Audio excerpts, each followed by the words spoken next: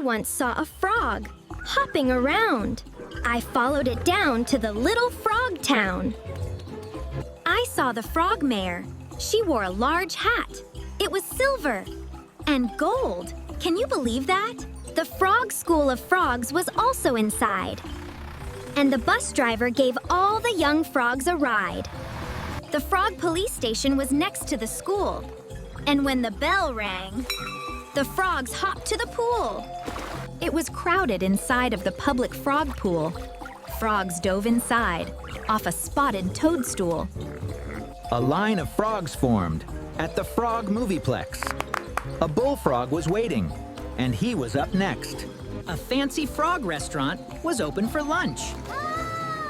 The sign said their flies had the crunchiest crunch. The postal frog office was sending out mail.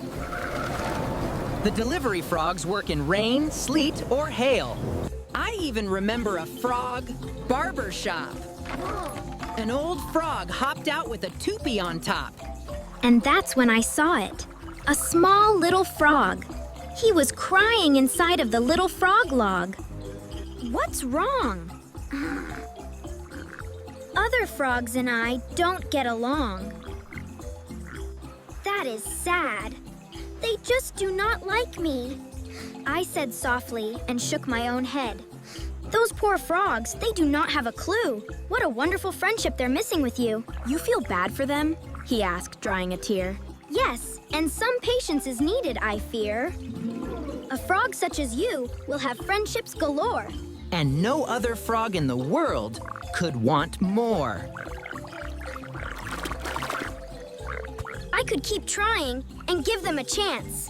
Croak. Yes, a chance. Croak. We can do it. And the kind little frog took a hop towards the town. And a tiny frog smile was breaking his frown. I once saw some frogs hopping around. I followed them down to the little frog town. Can you guess how many times the word frog was used in this story? Answer: 29.